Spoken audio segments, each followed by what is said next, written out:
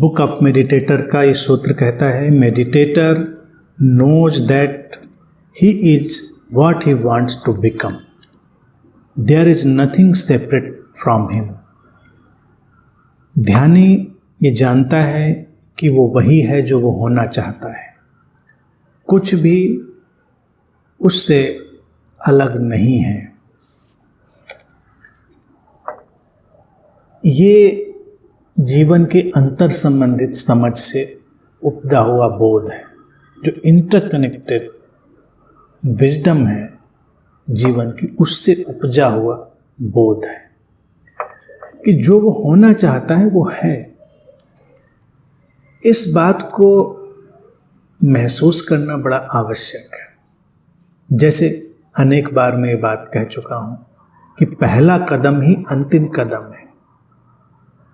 पहला कदम अंतिम कदम इसलिए है क्योंकि पहले कदम में ही अंतिम कदम शामिल है। जीवन इतना अलग थलग नहीं है। सूत्र यही कह रहा है कि वो जानता है कि वो किसी भी जीवन की व्यवस्था से अलग नहीं है।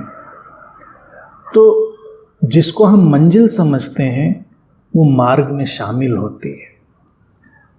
यूं देखा जाए ये सूत्र जीवन शैली भी है और एक कुंजी भी है कि जो होना चाहता है व्यक्ति, जब उसको महसूस करने लगता है कि वो है, तो उसका जीवन बदल जाता है। अगर कोई बोध को उपलब्ध होना चाहता है, उदाहरण के लिए इसको देखें, तो उसको ये बात देखनी पड़ेगी अपने अंदर कि ये बोध तो अभी भी है उसके अंदर, कहीं छुपा होगा, वो नहीं देख पा रहा होगा, लेकिन वो होगा इसीलिए तो वो बाद में प्रकट होगा। तो जहाँ वो होना चाहता है ध्यानी, वहाँ अपने आप को देखता है। ये चीज़, ये कुंजी उसकी यात्रा को एक अलग ही शक्ति और अलग ही गतिशीलता दे देती है। क्योंकि आम व्यक्ति क्या करता है कि जहाँ वो होना चाहता है या जो होना चाहता है उसके बीच बड़ा फासला महसूस करता है और उसको लगता है ऐसा ऐसा करेंगे तो ऐसा ऐसा होगा, ऐसा नहीं कर पाएंगे तो ऐसा नहीं होगा। ध्यानी सीधे उससे संयुक्त हो जाता है, उससे जुड़ जाता है अपनी मंजिल से, अपने लक्ष्य से, और ये विजुअलाइजेशन भी बनता है उसका, उसकी कल्पना भी बनती है और ये उसका बोध भी बनता है, और दोनों चीज़ें मिलकर एक दिन उसके भीतर वो खिलावट भी लेकर आती हैं जो अपेक्षित थी, जो वो चाह रहा था, जो वो होना चाह रहा था।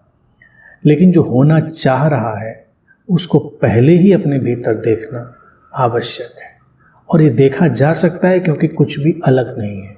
एक कली जो फूल बनेगी कुछ समय बाद, वो फूल इस कली में अभी भी सन्निहित है, वो फूल अभी भी इस कली में अपनी संभावना के रूप में बंद है, तभी तो वो फूल बनेगा। तो ये उस कली के अंतर मन में ये बात हो सकती है कि वो फूल है, जो उसको होना है वो अभी भी वही है, ये अवस्था का केवल भेद है। तो ध्यानी के लिए देखा जाए इससे बड़ा आश्वस्त होने का और बिंदु क्या हो सकता है कि उसको जहाँ कहीं भी होना है वो कली की तरह जानता है कि वो संभावना उसके अंदर बंद है, खुल जाएगी एक दिन, लेकिन इतना अलगाव नहीं है कि वो इतना दूर है कि वो पता नहीं कैसे होगा, नहीं होगा। इसीलिए हर साधक को ये बात स्मरण रखनी होती है।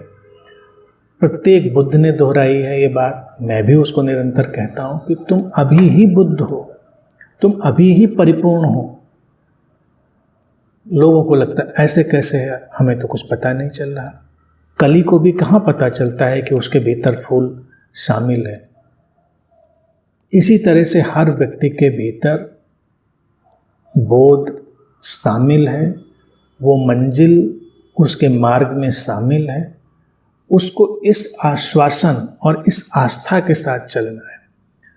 और निश्चित ही ये आश्वासन, ये आस्था उसके जीवन को बिल्कुल बदलती है, क्योंकि अब उसका उठना बैठना चलना, उसके जीवन के सारे क्रियाकलाप सामान्य नहीं रह जाते, क्योंकि वो जानता है कि जो होना है, जो वो होना चाहता है, वो अभी भी विद्यमान है।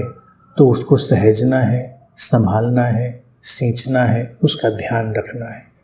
समय की बात है, अभी की अवस्था यही आवश्यक है अस्तित्व में, तो ये अवस्था है। जल्दी ही दूसरी अवस्था भी खुलेगी, जल्दी ही वो अवस्था भी प्रकट होगी।